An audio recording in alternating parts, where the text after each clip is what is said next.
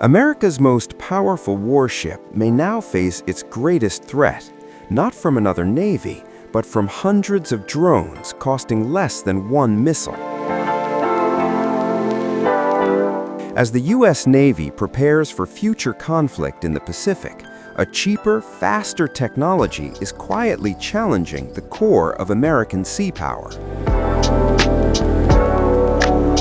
For nearly 8 decades, the U.S. aircraft carrier has been the centerpiece of American military dominance. Floating air bases, global reach, strategic deterrence.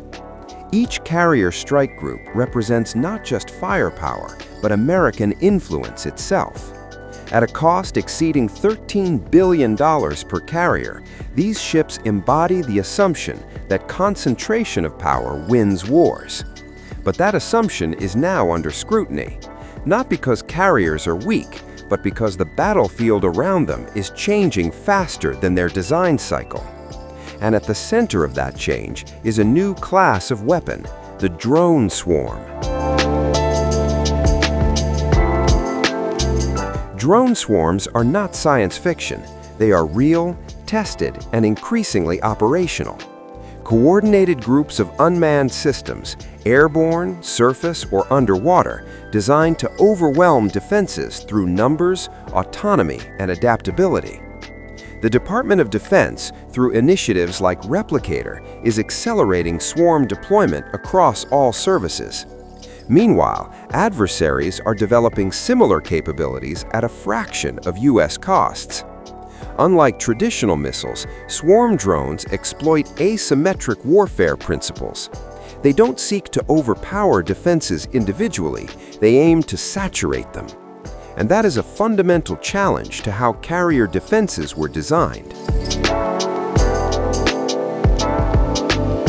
A U.S. carrier strike group relies on layered defense, radar, electronic warfare, interceptor missiles, and close-in weapon systems.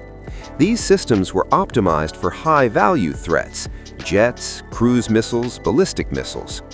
Drone swarms changed the math. When dozens or hundreds of low-cost drones approach simultaneously from multiple vectors, each interceptor used becomes a strategic trade-off. A $2 million missile against a $20,000 drone is not a sustainable equation.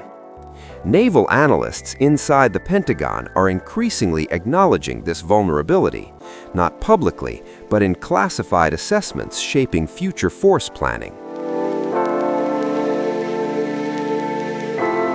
This is not theoretical. Conflicts in Ukraine and the Middle East have demonstrated how low-cost drones can penetrate advanced defenses, disable armored systems, and alter battlefield dynamics. U.S. intelligence agencies, including DARPA and Naval Research Laboratory, have studied these engagements closely. What alarms planners is not just the effectiveness of drones, but their scalability. Aircraft carriers were built for an era where threats were expensive and limited. Drone swarms introduce abundance, and abundance pressures every defensive layer the U.S. Navy relies on. If carriers become more vulnerable, the implications are profound. The Indo-Pacific Command depends on carriers to project power across vast distances.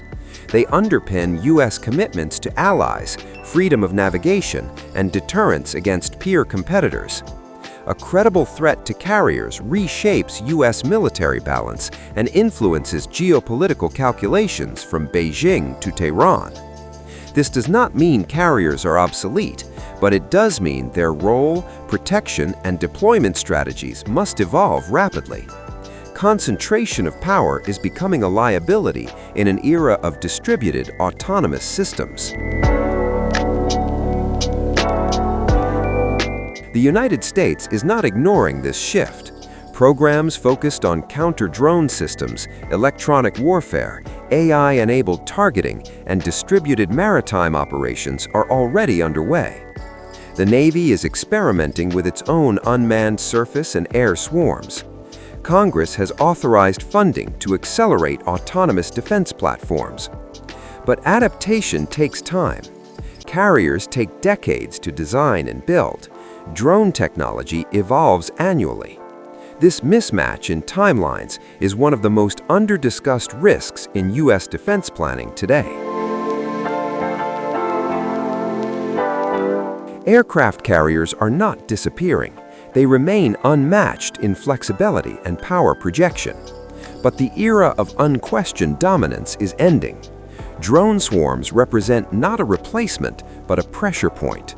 They force the United States to rethink how power is protected, distributed, and sustained.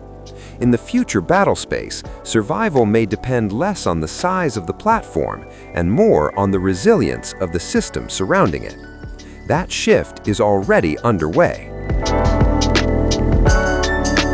If America's most powerful ships can be overwhelmed by systems built at scale, what does military dominance mean in the next decade?